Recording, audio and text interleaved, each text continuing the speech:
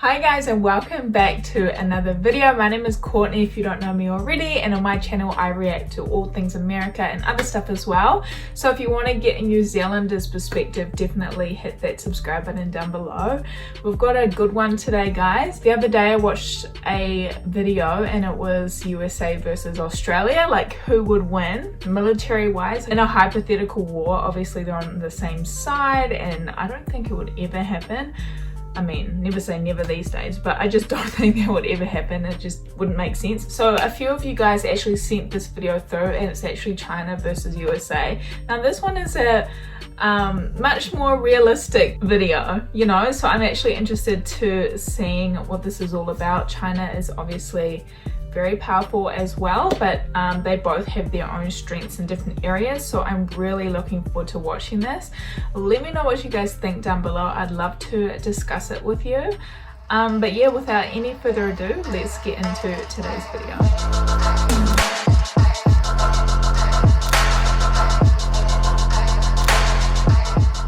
In the year 2020, the US is still the world's sole superpower, but China is not far behind. Both nations have huge amounts of influence across the globe and economies that generate enormous wealth. But what about their militaries? If China and the United States were to go to war, who would have the advantage? In this military comparison, we're pitting China's People's Liberation Army against the United States military to see how they match up. After we lay out the capabilities of each, we'll decide who will win in an all-out war. Bear in mind that both of these militaries are always changing, so it's important to keep an eye on the future. In the end, it'll all come down to which country has the stronger and smarter military. Let's see if you come to the same conclusion we do of who would win in a war between China and the United States of America. In terms of resources, China and the US are both well equipped to support their militaries during the war. It's well known that the United States spends more money than any other country on its military. The most recent military budget for the United States was around $721 billion.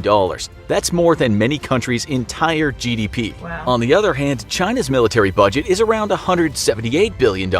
Notice the huge contrast between the two nations' military spending. Just in pure spending, the United States beats China. But just because a country spends a lot of money does not mean they have the better military equipment or personnel. Although the United States invests more money in their military, China leads with a different resource: manpower. If all-out war happened, the ability to manufacture weapons and replenish casualties would be vital. The current population of the United States is just over 330 million people. The population of China, around 1.5 billion people. Damn, of course, not crazy, everyone in each population would be able to fight or work in factories, but just in terms of people, China vastly outnumbers the US. This brings us to the active number of military personnel in each country. Who has the bigger military? Well, it should come as no surprise that the number of soldiers in China's military is much larger than the United States. With more people in the country, there are more people in the military. In fact, the number of military personnel in China is almost double the amount of military personnel in the United States. The US military consists of around 1.3 million personnel on active duty. The People's Liberation Army has just over 2 million military personnel. If war broke out between the two countries, the United States would need to immediately reinstate the draft, just to come close to matching the number of military personnel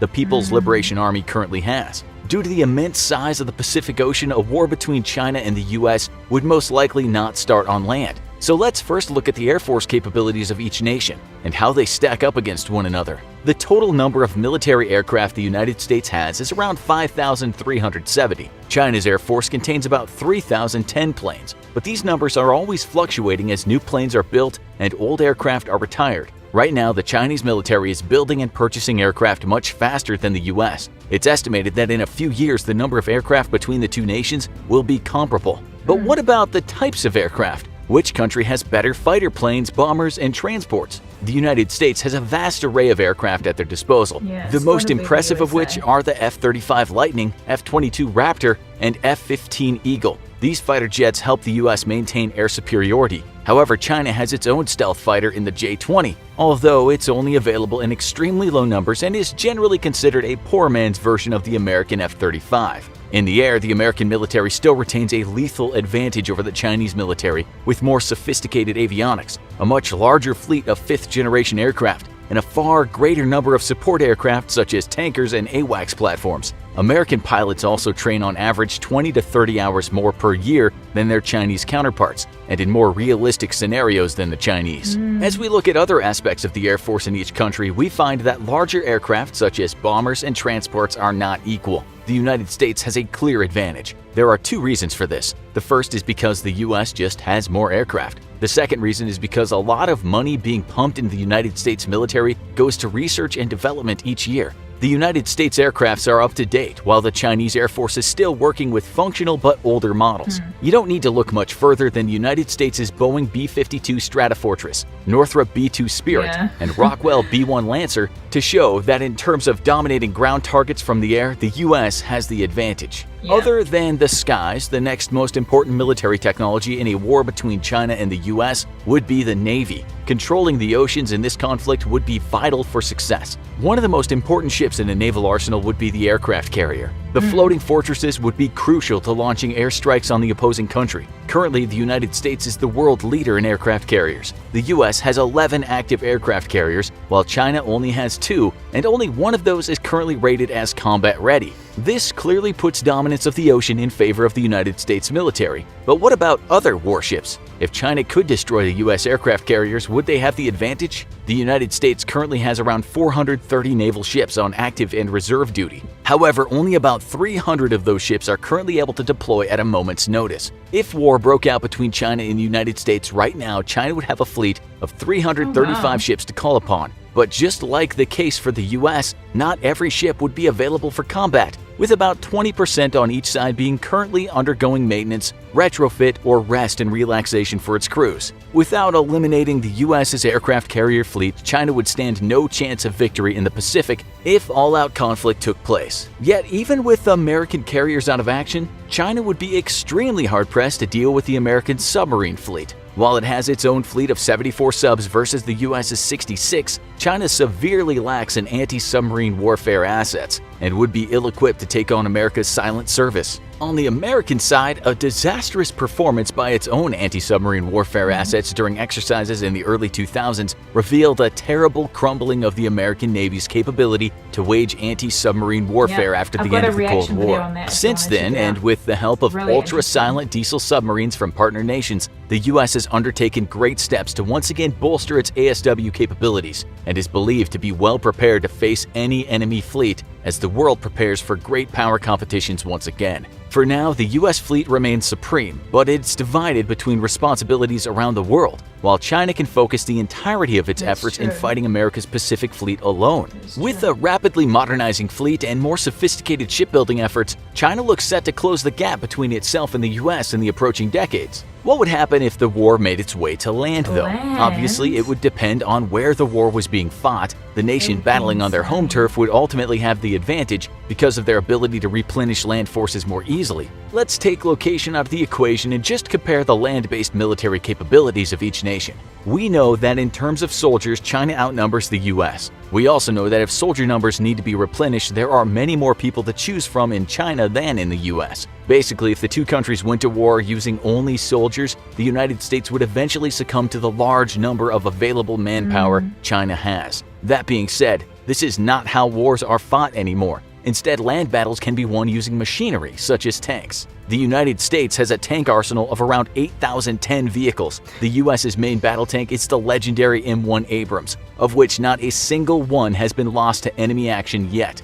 If deployed, the United States tank army would be a devastating force. It would plow through anything in its path. China has fewer tanks at around 6,560, and just under half of those are first-generation tanks dating back to the early Cold War era. Around 2,360 of the Chinese tanks are Type 59s. These tanks were produced in the 50s and 60s. They're antiquated and currently retired, but still kept in reserve. This means that the tank force of China is actually much smaller than the United States'. The US pours billions of dollars into upgrading their tanks with state-of-the-art equipment and keeping their forces modernized. Clearly, the United States would decimate China in a tank battle. In today's day and age, battles are rarely fought only on the ground. At some point, they may not even be fought on the planet. Recently, the United States has implemented a new branch of the military, Space Force. Space Force's missions is to organize, train, and equip space forces in order to protect U.S. and allied interests in space and to provide space capabilities to the Joint Force. It is clear that the United States is moving toward militarizing this new horizon. But is China? Recent reports have shown that China has been rapidly expanding its space program. They were the third country to launch a human into space behind the former Soviet Union, now Russia, and the United States. China completed this feat back in 2003 and has since ramped up their space program. They are the first and only country to put a rover on the far side of the moon, where they've made several discoveries. China has also been launching more and more satellites and military spacecraft into space in recent years. It's estimated that China has more than 320 satellites. 105 of them are military in nature. The United States has around 123 military satellites, even though the US has been in space much longer than China. It would seem that the breakthroughs at the China National Space Administration have greatly sped up the military satellite capabilities of the country. The budget for NASA in the United States has been cut year after year, almost immediately after they put the first man on the moon. China's space program, on the other hand, seems to be getting an influx of money each year from the government. How long until the research and development of China's engineers and space scientists surpass the US? In space, the country with the best technology and most knowledge of the environment will be victorious in battle. If the United States continues to fall behind in space exploration, they will not stand a chance in the space war with China. This brings us to our last comparison between the two countries, a comparison that has no winner. Instead, everyone loses. We're talking about nuclear weapons. As of right now, China has an estimated total of 320 nuclear warheads. That might seem like a lot, but it is nothing compared to the amount of nuclear weapons the United States has stockpiled. The United States has about 6,370 nuclear warheads under its control. Oh my 2,000 of those nukes are awaiting to be dismantled and disposed of. However, if nuclear war broke out between China and the US, neither country would get a chance to use all their nuclear weapons. The human race would be annihilated long before then. So it's probably in China's and the United States' and the entire world's best interest that nuclear war never comes. Although the United States has a slight military advantage over China, we can't underestimate how far China's military has come in a relatively short amount of time. Also, the vast amount of manpower could be enough to allow China to hold out for a long time, slowly depleting the United States' resources. However, the reason we believe that the United States would win a war with China is because of experience. The United States has a lot more military experience than China. This means that the leaders of the military have seen combat and know what works and what doesn't. The US has been at war almost perpetually in one form or another since World War II, most recently in the Middle East. Since the beginning of Desert Storm in 1991, the United States has maintained a military presence in the Middle East. In fact, the United States has been fighting in Afghanistan for almost 18 years. This means military personnel and leaders have constantly been gaining skills and experience in the art of war. China, on the other hand, has not fought in a war in over 40 years. The last war they fought in was in 1979 when China invaded Vietnam. Vietnam had just come out of its own civil war and had gained much experience during that time. The small country was able to humiliate the Chinese military, forcing them out of their country after only 3 weeks. It seems that experience can outweigh sheer numbers during wartime. It is for this reason that we believe the United States would win a war with China if it were fought today. However, and some of you might have already seen this coming, if China continues to expand and upgrade their military as they've been doing in recent years, it will not be long before their military strength surpasses the United States. If this happens, it's a very real possibility that China would win a war against the United States in the future. Their drive to update their machinery and technology can be seen in their space program and the expansion of their military. Within the next decade, we at the Infographics Show may need to make a new video to reevaluate this military comparison between China and the United States, with the winner being the People's Liberation Army of China. Thanks to our sponsor, Conflict of Nations. So what do you guys think about that? Very interesting. I kind of almost expected that, honestly, but really good points that I never thought of before as well, considering, you know, China's population, they've got more manpower, and in a war, obviously, having enough people to keep fighting the duration of the war is really important. One of the most important things to win a war, but also the fact about how he was saying the United States has a lot more experience in war. That's a very, very good point, and I think that is more important than the manpower that China has. Because what? The last time China was fighting in war was going into Vietnam and they lost. They got pushed back into their own country. And since then, they've just been doing training exercises. And of course, training exercises are very important, but it does not compare to the real experience. And the USA obviously has been in multiple wars throughout the years. And that doesn't mean that everyone in the USA needs to be in a war to kind of like get that experience, because leaders or people who have already deployed to war zones, they come back and share their experience and share different things that do work, don't work. And obviously that experience is just worth everything. And China does not have that experience, because you can plan all you want about anything, right? You can plan and you think everything's gonna go to plan, but when you get in the real situation, you realize it doesn't work like that. Things change in certain situations, and I think the USA, with the experience they do have, they just know how to combat that change that happens in the war zone. They know how to deal with certain things. They know what could happen if they do this, and if that does happen, then they'll do this, because they just know from experience. I don't know if I make sense, but I hope you guys understand what I'm saying. It was just a really interesting video, kind of scary though. It's a real possibility that China's gonna catch up. It's really interesting to see about how much they're funding their space expeditions as well, and kind of, you know, learning more about space and putting up satellites and stuff. But of course the USA has the Space Force now as one branch, so that's a step in the right direction, because I think, yeah, the world is going to continue evolving, technology is going to come in, and like the video says, like, war can go outside of planet Earth, and that's just crazy to think about. But it's good to see the USA making sure that, you know, this is researched and stuff, because it's kind of scary. But yeah, we'll see what happens. Obviously there might be changes put in place, but who knows. China really is a big threat to the USA's power in this world. Yeah, just the amount of people they have. I do have the similar thoughts of what this person said in the video about, I think USA would definitely win a war with China, just because the technology with their planes and their aircraft carriers and ships and their tanks, like the technology is so much greater. And I think that's the war, that's the new kind of war now. We don't necessarily need manpower to win a war anymore, but back in World War I, World War II, it was crucial to have manpower, right, to win a war.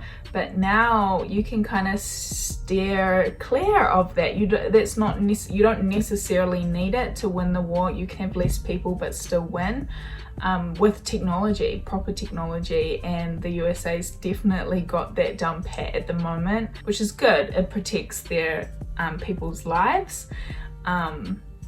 Because there's not as many boots on the ground, so to speak. You know, they're protected in their tanks, better aircraft. But of course, since China is so big, they do have that possibility of also putting money into upgrading all of their tanks and all that. But who knows? I don't know if they're going to catch up or not. I don't know. Let me know what you guys think down below. I thought this video was really good, really well rounded. It's certainly going to be interesting to see what happens in the future. But to be honest with you, I think it's going to stay the same. I think the USA has a lot of power and soft power as well in this world. A lot of soft power, which is really important as well. America has just has a big grasp over the world. So yeah, I'm gonna stop rambling now. Let me know what you guys think down below. If you do have a recommendation, do head over to my website, which I will link down below, and you can make recommendations on there. I hope you guys are having a wonderful day, and I will see you all in my next video. Bye guys.